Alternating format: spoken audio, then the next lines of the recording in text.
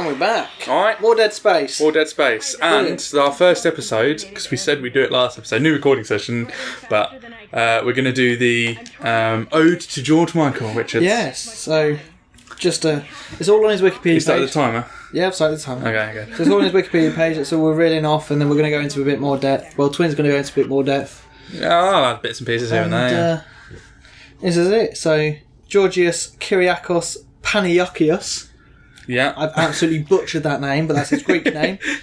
Known professionally as George Michael, was an English singer-songwriter, record producer and philanthropist who rose to fame as a member of the music duo Wham! Mm-hmm. He was best known for his work in the 1980s and 1990s, including singles such as Wake Me Up Before You Go Go and Last Christmas, and albums such as Faith and Listen Without Prejudice Volume 1 in 1990. And I think we can remember him for a bit more than that. I mean, Edge of Heaven was my personal favourite for Wham! For Wham, I must admit, I liked Club Tropicana. It's a really? summery. It's a really summery, happy tune. That surprises me for you. Really? Yeah. Why? I mean, I thought you'd be more of a Careless Whisper. It's more jazzy. Nah, more... Careless Whisper technically wasn't Wham!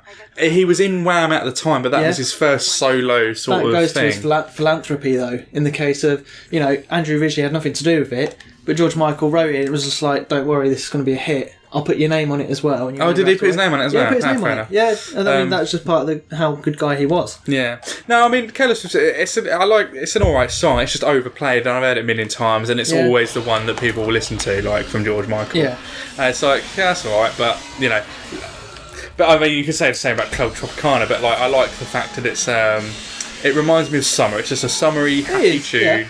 And that's why I like it. Like, in general, Wham! Wasn't my sort of thing. It was a bit too poppy. See, I loved it because I do like my pop. I 80s pop. 80s pop. Modern pop, no, certainly not. No. But, no, there are some, like, good Wham! Songs I can listen to, but Club Tropicana was the sort of one of my preferred ones of Wham! But in general, you say George Michael, I don't think of Wham! I think of his solo work, which was so much better. I think we all do, because, I mean, he was only part of Wham! Was it between 82 and 86? I think that's a bit further on. 82 and 86, yeah. And then after that, it was, I mean, especially while we were growing up, he was George Michael. Yeah. He wasn't Wham! Yeah, He's more what our parents were. Because of just considering our age. Yeah. So, hang on, where are we going? Right, so up until I'll put my teeth in. Up to the time of his death, George Michael sold more than 115 million records worldwide. That's impressive. It's a lot, yeah. As for anyone's standards, if you're going to be a musician, you sell 10 million records worldwide, you've made it. Yeah. Making him one of the best-selling music artists of all time. His breakthrough duo sold 28 million records between 82 and 86, and his debut album album Faith. Jesus, you have 7 pints, you can't talk anymore. I know, Richards has started this recording session on his 7th drink. Yeah. So he's going to be a little less coherent than usual. Saying that, I've had a bottle of wine though. You've had a bottle of wine. Yeah. Oh, hang on, I've lost the page completely now. I've gone back onto eBay. Hang on. George. Oh, where's it gone? George Michael. It's probably a bad idea. We did plan to start this at about 7:30, 8. Yeah, like we've been we've been delayed by about 2 hours in recording. It's now 9:15. Yeah. 9:30. I blame you, Tabs. This is your fault. She watches these, by the way. Oh, good. Like, because as soon as I've edited the first Dead Space of the session, like since we've come back, she's like, "Oh, can I watch it? I was like, "No, you've got to race till I release it on the 28th of June or whatever this is going to." I may do it early, I don't know, but for fuck's sake. So yeah. So she's going to see that it's her she's going to see me and you, Richards, complain at her, Tabitha, you, for bloody holding up our recording session. It's your fault I'm drunk and can't read all at the same time. Yes, exactly. There you go. Okay, so up until the time of his death, George Michael sold more than 150 million records worldwide, making him one of the best-selling music artists of all time. His breakthrough duo Wham! Sold 28 million records between 82 and 86, and his debut solo album Faith sold more than 20 million copies worldwide. Hey, look at that, without a hitch twin. I'm getting good at this reading malarkey. Oh, you're doing well, mate. Keep going. You'll be doing Shakespeare next. Oh, I will be. He won't be. Where am I going? I don't know. Michael achieved 7 number ones in the UK single charts and 8 number 1 songs on the Billboard Hot 100 in the US, including Careless Whisper and Praying for Time. Cowboy and Angels is a song I've got into recently. Oh, that's my favourite song by George Michael. Cowboys and Angels. I found I'd heard it before, but I never really sort of paid attention to it. and I listened to it about a year ago, like properly. And since then, it immediately became my favourite George Michael song. It's brilliant. I'm really glad you like that now. Which was the other one? It was had Elvis and John Lennon. John and something of Elvis are dead. Oh, I can't remember the name of the fucking song now. Why John and Elvis are dead? I don't know. But that was another good one. But it's like, since he went solo, it's more of Elvis are dead. So, yeah. Jesus to a Child. No, that's a different song. That's a good song, though. Very good song, actually. We're just going to be mumbling, George Michael songs all the way through. That's a good song. Yeah, no one will understand us. No. Number 1. He ranks among the best-selling British acts of all time, and in 2008 he was ranked 40th on the Billboard list of greatest Hot 100 artists of all time. Michael won various music awards throughout his 30-year career, including 3 Brit Awards. He won Best British Male twice. Breast male. Do you know what? He didn't have a good pair of tits on him. I suppose that's his one. He did at some point. See, yo-yoed with his weight, you know. Did he? Sometimes he had some tits. Yeah, like if you see the video for Different Corner. He's wearing like a sort of a white sort of gown type looking thing, and you can see he's a bit chubby in it. What the fuck are you doing, boy? Well, anyway, greatest Hot 100 artists of all time. George Michael won various music awards throughout his 30-year career, including 3 Brit Awards. He won Best Male twice, 4 MTV Music Video Awards, 4 Ivor Novello Awards, 3 American Music Awards, and 2 Grammy Awards from 8 nominations. Michael, who came out as gay in 1998, was an activist, LGBT rights campaigner, HIV and AIDS charity fundraiser. I think that's some of his most important work there, just the gay rights, LGBT rights and that. Because I think we were discussing this earlier, if it wasn't for people like him, Freddie Mercury, Elton John, doing the work they did. I mean, George Michael, Don't Let the Sun Go Down on Me, him and Elton John. I mean, Elton John wrote it originally, but his duet in the 95? For the AIDS gig, yeah. For the AIDS gig, was one of the biggest songs of it. Yeah. They nailed that as well. Absolutely nailed it. It's a beautiful track. It still is now. And if it wasn't for people like them coming out when they did, I don't believe the LGBT community would have the same. What's the word? Freedom's the wrong word, but the same equality. Yeah. Level of equality. Yeah. You know, as what they do now.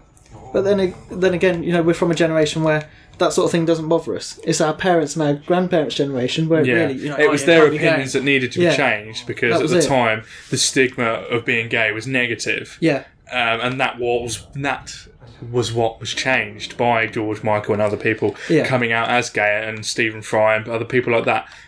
People in the public eye being gay and still being acceptable because because they're in the public eye, people see them all the time and can see that they are just normal people. There's nothing unusual or weird or wrong about them just because they're gay. So our generation generally has grown up with that and accepted it. Yeah. It's our parents' generation which has had to be changed, and a lot of people have had their opinions changed because of that, because they can see that. There are a few bigots who still think, homosexuality wrong, anyone homosexual is evil, etc. But on the whole, they've people like George Michael and other gay celebrities or people in the public eye have done a service to the gay community and equal rights in general, regardless of what specific issue it is, whether it's race or whatever. It's good work that they've done. You're just saying about race. I remember seeing a little article about these two guys. There's a little white kid and a little black kid, and the white kid goes, "Mummy, I want to get my hair cut like my best mate, just so the teacher can't confuse us. Just so the teacher can confuse between us." Sorry, and he did, and they both got number 2 cuts all over. It was like, "Go on, miss, tell us who's who." But that was the thing. The toddler, they didn't understand the colour between the two. Whereas the teacher was like, "Oh, well, I don't know. You both look identical." They're just going along with it. But that's beautiful. It just shows that, that hatred is taught. Yeah, not innate in us, not in us. So that's where it all comes from. So if anyone hates a specific race or stereotype or anything, it's been taught. Yeah, of course. It's learned. Exactly. Like it's because there isn't anything wrong with being a different race or anything like that. It's society that teaches you what's wrong and right. I mean, you could in morals in general. Our morals aren't something necessarily within us. It's something that we learn from our society. Morals that were acceptable, 100 years ago or 200 years ago aren't today, and vice versa. Because that's just the society of the time. Oh shit! I died. I just die on easy mode. Come on. I don't know if I had low health or I just got too close to that enemy. But Christmas Day, what a day to die. I know, it's very poetic that, I mean, it is one of his most famous songs is like, Last Christmas I gave you my heart, and then he died of heart failure. It's just like, I think that was it for 2016. It's like, come on, you've had enough now. That's enough. Yeah, I know, they took our best solo musical male artist. I don't know, you've had, according to Twin, 3 episodes of us talking about celebrities that have died, but 2016 is going to be one of them years that it's going to be taught in history class. Yeah. Just because it's like... I don't know about that, but forget about your Tudors and the Romans and whatever else. It's going to be 2016 will be a genre of its own. It's be like, ask your parents, and no parent would be able to talk about 2016 without downing a bottle of tequila first and going, fuck me, 2016, David Bowie died, Alan Rickman. China, whoever the fuck she was. Oh, Prince, George Michael. Donald Trump was on the campaign trail. He got elected. England left the EU. Sorry, the United Kingdom. Apparently, Scotland and Wales got a vote as well. Casual racism. Not that it matters. I'm not saying that Scotland and Wales don't matter, but the people that voted said it didn't matter. Didn't all of Scotland pretty much vote to stay in? Yeah, they voted Remain. Yeah. Along with Gibraltar. Yeah. Anyway, wasn't that like the first one that was read out as well? I think that was the first vote. I remember staying up for that, and it was of approximately 20,000 people that voted, 19,000 voted Remain, and it was just a couple of Do you know what? I generally thought yes, this is a good sign, and then it went downhill from then. Well, it went downhill for you. It went uphill for me. I was all for leaving. For the greater good of the United Kingdom, it went downhill. No, for the greater good of the United Kingdom, it went uphill. Okay. Go back to episodes. Politics and obsolete gaming. Yeah. Impartial because we're both on one side. It evens out. What the fuck am I doing? Oh, shit. Right, anyway. Okay, so last bit. In 2004, the Radio Academy named George Michael as the most played artist on British radio during a period between 1984 and 2004. Now, that's impressive. What's that again? He was the most played artist on radio between 1984 and 2004. That's impressive. For 20 years, that is impressive. That's what I said, Twin, when I first read it. What do you think when he's got to compete with the likes of Michael Jackson? Yeah. Fuck, gonna die. Oh. Well, I wasn't expecting the swarm of Wigglies. How much time have we done? I mean, it doesn't matter. It's the George Michael episode. I don't care. We're 13 minutes in. But anyway, so like he was comparing with the artists he had to compete with, the Whitney Houstons as well.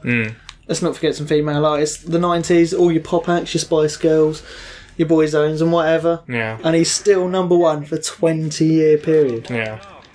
Just shows the talent of the guy. The documentary A Different Story, released in 2005, covered his career and personal life.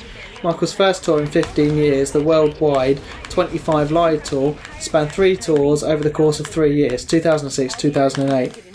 In the early hours of December 2015, George Michael died, 53. He was found dead at his Oxford home. 53, man. A coroner report attributed his death to natural causes. But like you say, 53, even considering the drugs he did, it's still a young age. I mean, he wasn't even into hardcore drugs. I don't think it was drugs that did it, was it? It was heart disease or heart failure or something like that. Like, which would suggest, bad and like just being fat. Yeah. I mean, I think that's again. They say the worst kind of like sort of weight you can have is like yo-yo dieting. Yeah. And I think that's exactly what he did. I mean, I don't know to what extent, but I know that he sort of went chubby and thin again over time. He did. And I mean, just the final bit before we end the episode. George Michael was buried in Highgate Cemetery. I believe that is in London. London somewhere, I think. Is it East London? I couldn't say where. Anyway, the cemetery itself. Let's just find it. Is it in popular culture? Anyway, the cemetery itself has a lot of famous people buried in it. Like Karl Marx. Really? Yeah, Karl Marx is there. The East Cemetery is Douglas... Okay, let's find names that we'll all know. Jeremy Beadle. He's buried there. William Clifford, no. George Elliot, George Hayes, Paul Foot. Okay, there's not a lot of famous people that we'll all know off the top of our head. But there's a lot of... What's the word? They're not famous, but they're influential people. Yeah. In all sorts of fields and backgrounds that are buried there. And you can actually go there. I think if you pay £8, you'll have a guided tour around it. Oh, right, okay. So it might be worth a visit one day. Oh, shit.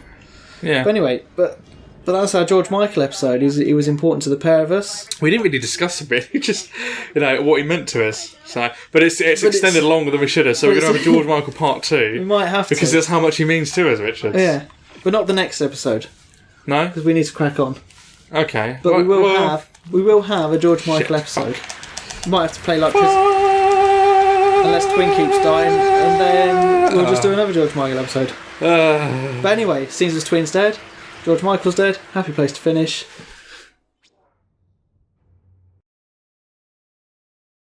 That was a more morbid ending than I wanted. Nice one, Richard. Keeping it light-hearted on Obsolete Gaming. Well, 16 minutes in, Twin, we're well past our quota. See you next time. I didn't realise that was a horrible way to end. Twins dead, George Michael's dead, happy days.